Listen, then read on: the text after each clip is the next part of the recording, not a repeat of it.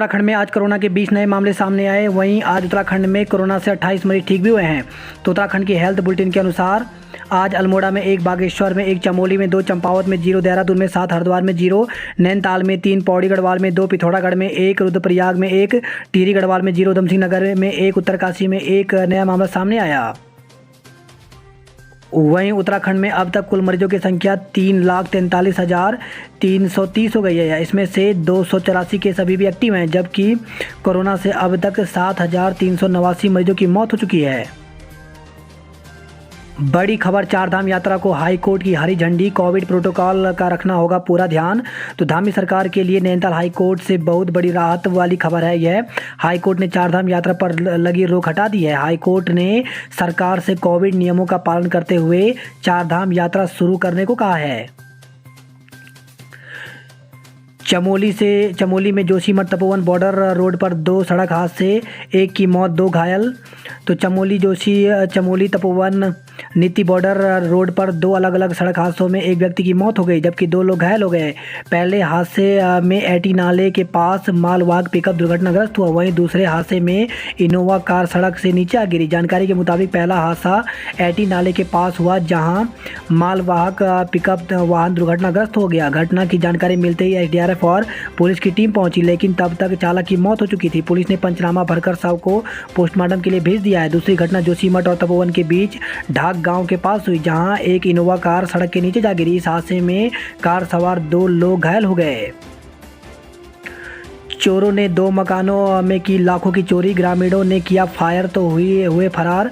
तो रुड़की में बीते रात बलस्वागाज गांव में चोरों ने 2 मकानों में लाखों की चोरी की घटना को अंजाम दिया। चोरों के हलचल को देख ग्रामीणों ने फायरिंग की, तो सभी चोर मौके से फरार हो गए।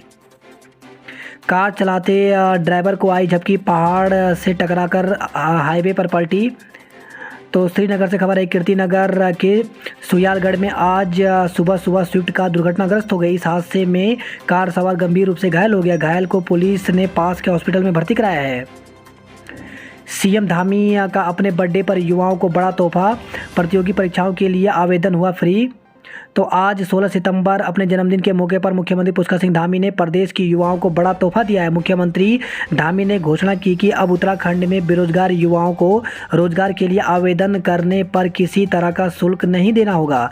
बता दें कि आज मुख्यमंत्री पुष्कर सिंह धामी का जन्मदिन है। अपने जन्मदिन के मौके पर उन्होंने बेरोजगार युवाओं को यह तोहफा दिया है। मुख्यमंत्री की तरफ से की गई घोषणा के अनुसार अब बेरोजगारों को प्रतियोगी परीक्षाओं के लिए कोई शुल्क अदा नहीं करना होगा। मुख्यमंत्री पुष्कर सिंह धामी ने कहा कि यह व्यवस्था 31 मार्च 2022 तक लागू रहेगी। इसके तहत उत्तराखंड अधिक सेवा चयन आयोग, लोक सेवा आयोग और स्वास्थ्य चयन सेवा बोर्ड की तरफ से रोजगार के लिए आवेदन करने पर एक निश्चित शुल्क देना पड़ता था। अब यह शुल्क पूरी तरह से माफ कर दिया गया है। इससे पहले राज्य सरकार कोविड-19 के कारण युवाओं को 1 साल की छूट दे चुकी है। अब एक बड़ा फैसला करते हुए युवाओं को किसी भी प्रतियोगी परीक्षा में आवेदन करने पर किसी तरह का शुल्क नहीं लगने की सहूलियत दी जा रही है। परीक्षाओं में आवेदन में लगता था इतना शुल्क, तो दरअसल हर परीक्षा में अलग अलग शुल्क लगता था। अभी पटवारी के आवेदन आए थे तो उसमें 300 शुल्क था, समीक्षा अधिकारी में 171 था। कुल मिलाकर उत्तराखंड स्तर पर आने वाले परीक्षा के आवेदन पत्रों पर करीब 300 तक का शुल्क लगता है। लेकिन प्रतिभागी राज्य में लगातार आ रही भर्ती कारण कई फॉर्म भरते हैं, लिहाजा इस रूप से राहत मिली है। रुड़की में बाइक सवार दंपति और बच्चे को ट्रक ने कुचला, मां बेटे की मौत। तो गुरुवार को एक हंसता खेलता परिवार सड़क हादसे का शिकार हो गया। इस हादसे में बाइक सवार पिता पुत्र की ट्रक के नीचे आने से मौत हो गई। बाइक सवार की पत्नी गंभीर रूप से घायल हो गई। मामला हरिद्वार जिले के रुड़की का है। जंगली हाथी से हुआ सामना, तो हाथ जोड़कर खड़े हो गए कर्नल कोठियाल। तो कर्नल कोठियाल अजय कोठियाल गुरुवार सुबह शिव मंदिर एकेश्वर महादेव के दर्शन करने जा रहे थे, तभी कोटद्वार लैंसडाउन मार्ग पर उन्हें सामने से जंगली हाथी दिखाई दिया।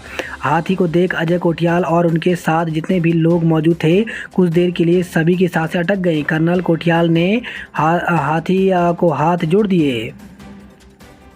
2 दिन बाद खुला कालसी चक्राता मोटर मार्ग।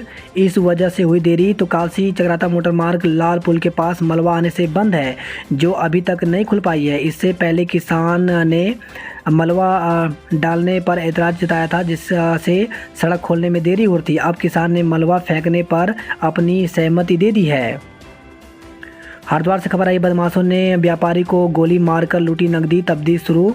तो हरिद्वार में बाइक सवार 2 बदमाशों ने कपड़ा व्यापारी को गोली मारकर नकदी लूट ली। व्यापारी की हालत गंभीर बनी हुई है। दूसरी तरफ रुड़की के रेहड़ी लगाने को लेकर 2 पक्षों में खूनी संघर्ष हो गया। संघर्ष में करीब आधा दर्जन लोग घायल हो गए हैं। चमोली में गहरी खाई में गिरी जेसीबी, 3 लोगों की मौत। तो बिरही निजमुला मोटर मार्ग पर गाड़ी गांव के पास निजमुला की तरफ से एक जेसीबी मशीन दुर्घटनाग्रस्त होकर गहरी खाई में गिर गई। जेसीबी में सवार 3 लोगों की घटनास्थल पर मौके पर ही मौत हो गई। मृतकों में 1 महिला और 2 पुरुष शामिल हैं।